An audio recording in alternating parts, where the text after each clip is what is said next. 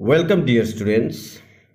Today we will continue with module 2 and that will be emergence of new independent states. Okay, new political formation in the 18th century is the chapter.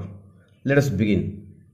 Let us begin the chapter emergence of new independent states. With the decline in the power of Mughals, when power of Mughals came to an end, what happened? Several independent states came into power. Small states, independent states came into power separately. Okay, these can be divided into three categories. Let us see what are these three categories when they were divided. Okay, old Mughal provinces, Hyderabad, Awadh and Bengal, they got separated themselves.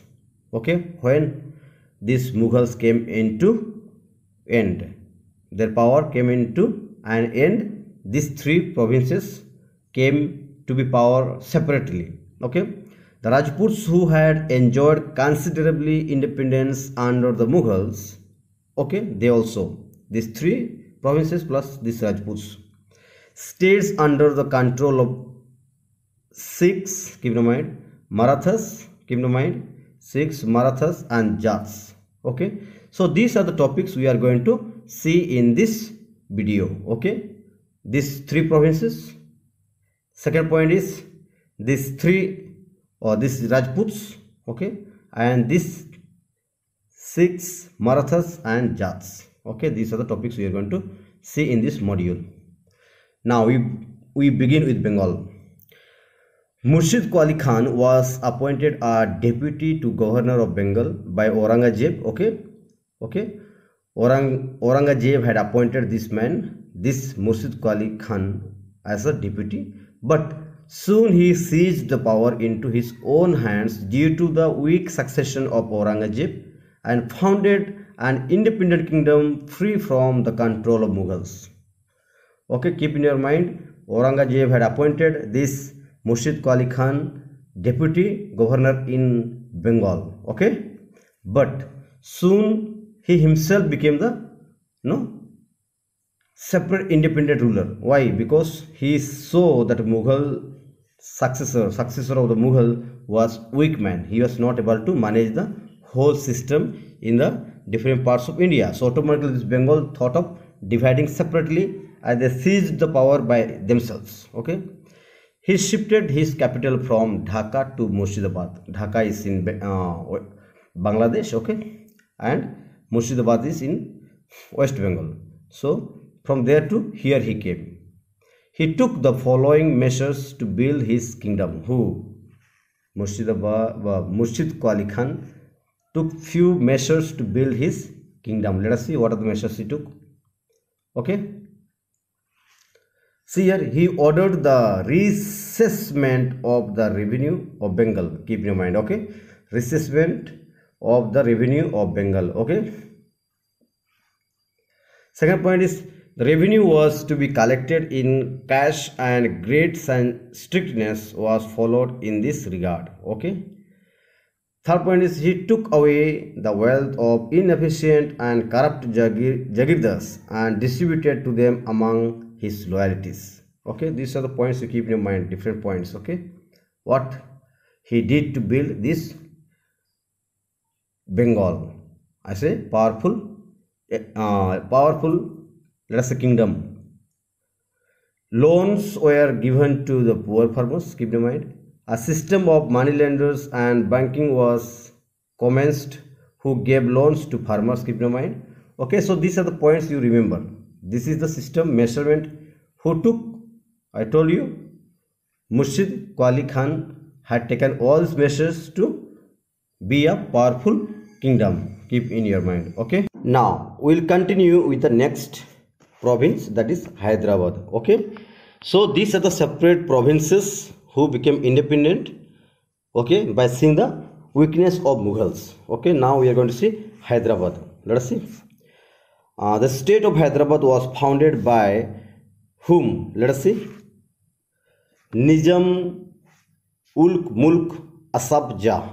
Keep in your mind, Nizam ul Mulk Asaf Jah in 1724. Okay, at that time this man had founded this province of Hyderabad. Okay, he was appointed as the governor of Deccan. Okay, by whom? Maybe possibly the same emperor of the Mughals. Okay, although he did not openly declare himself as an independent ruler, but continued his control as a self-acclaimed ruler. Keep in mind, of course, he did not declare himself as a independent ruler, but by his ruling, people can understand it was self-acclaimed, means it was self-declared ruler. Okay, this was possible. This was possible as he took advantage of the internal turmoil of the Mughal rulers. Internal turmoil means what, dear students? They were fighting among themselves. There's misunderstanding among themselves. Okay, that is why he took this advantage. Who?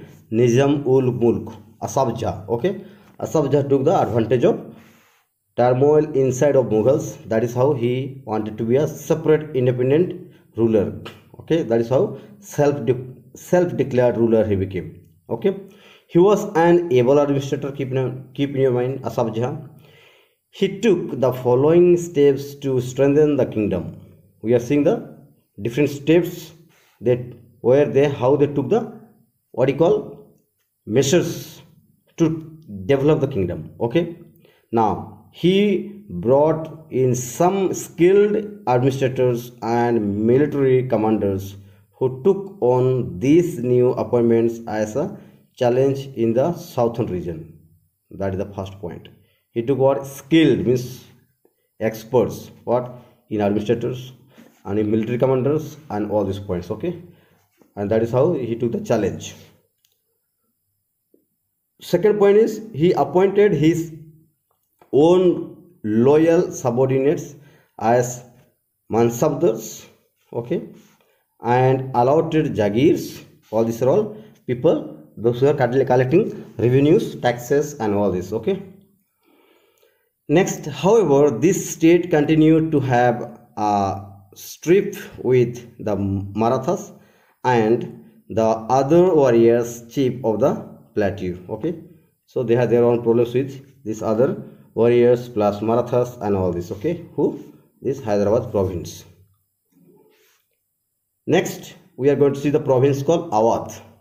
Awadh was a province of Mughal Empire. I told you all these three provinces were under Mughals. So this was also under Mughal, but it comprised of which are the places? Let us see. It comprised of Banaras, Allahabad today, and every now and then they want to change this Pragyaraj. Allahabad to be declared Pragyaraj and all. You can hear that. So it was named before Pragyaraj. Lucknow, Kanpur and some other adjoining areas, some other nearby areas. Okay, Burhan ul Mulk Sadat Khan, keep in mind, this is the person.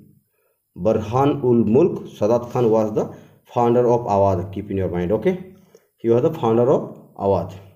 Lucknow was the capital earlier. He was a minister of Wazir. Keep in mind. Okay, earlier he was the minister of Wazir. Keep in mind who? This man called Mulk Sadat Khan. Okay, under the Mughal Emperor Muhammad Shah.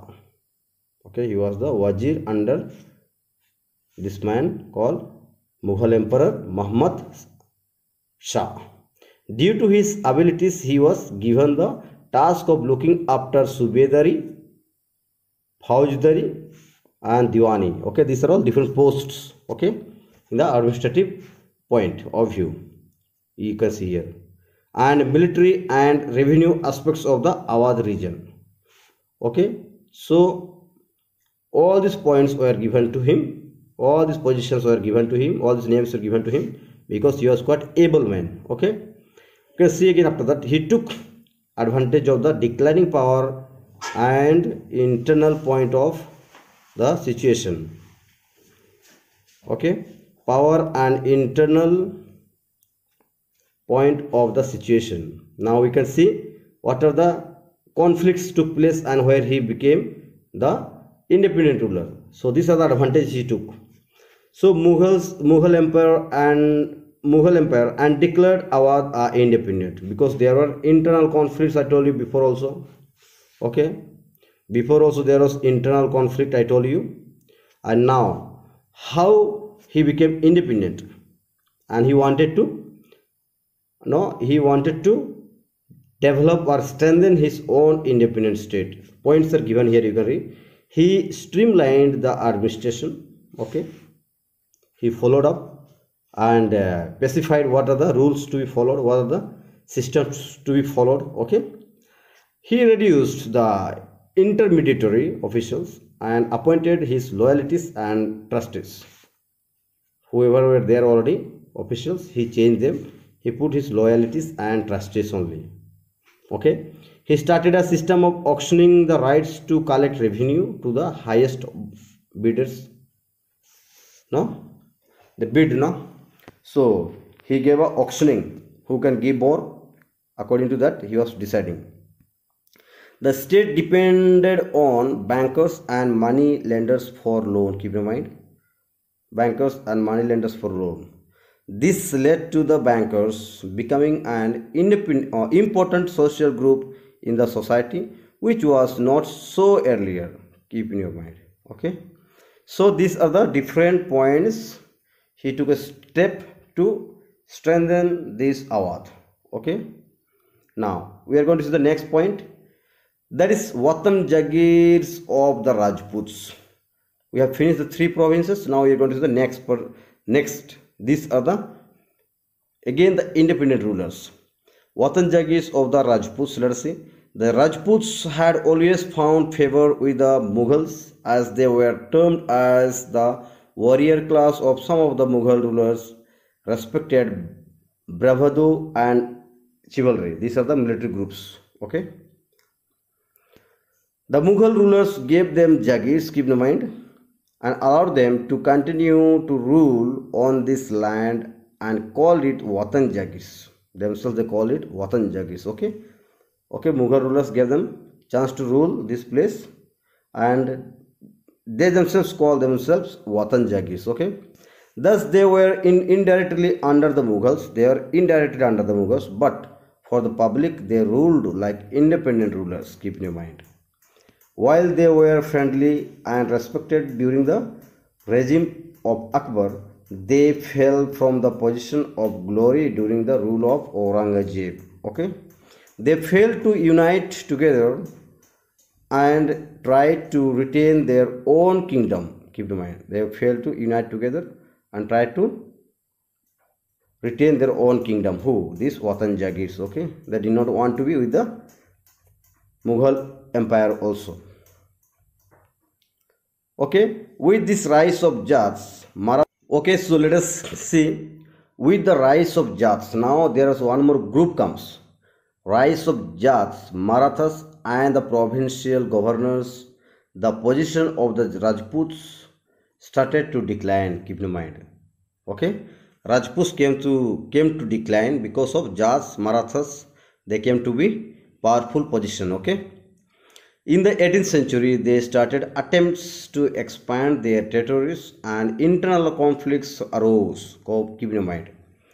So here we are going to see how the Jats and Marathas came in the power, and slowly this Rajputs started declining because of internal problems.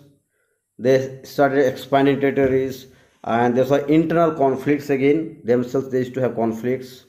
Okay, that is why Raja Jai Singh of Amber annexed large portion of Bundi. Keep in mind. Okay, keep in mind this name also, Raja Jai Singh. Okay, of Amber annexed large portion of Bundi and established his capital in Jaipur. Okay, he was given the Subedari of Agra, and he also had the governorship of Malwa. Okay, keep in your mind, Raja Jai Singh. Okay, thus he gained prominence over large territories. Who? This man called Raja Jai Singh. Okay, later we see Raja Ajit Singh of Jodhpur had the governorship of Gujarat and thus had control over the southern Rajasthan and adjacent territories. Adjacent means nearby territories, no, around the Rajasthan areas. Okay, who? Ajit Singh of Jodhpur. It was the attacks from the Marathas which caused a lot of pressure on the spread of the princely states. Keep in mind, these Marathas are coming to be powerful now. Okay, Jats and Marathas, and that is how this Jagis of the Rajputs. No, this Vasan Jagis of the Rajputs came to decline. Okay, by entering Jats and Marathas. These Jats and Marathas will be seen in the next video. This got a long video, so I have made it 2 groups. Okay, part 2. So I have made 2 parts. Okay, so with this rise of Jats and Marathas, the Vatan Jagis of the Rajputs came to an end. Okay, so we have seen Bengal, Hyderabad and Awadh, and with that we see Vatan Jagis of the Rajputs. Okay, so thank you dear students.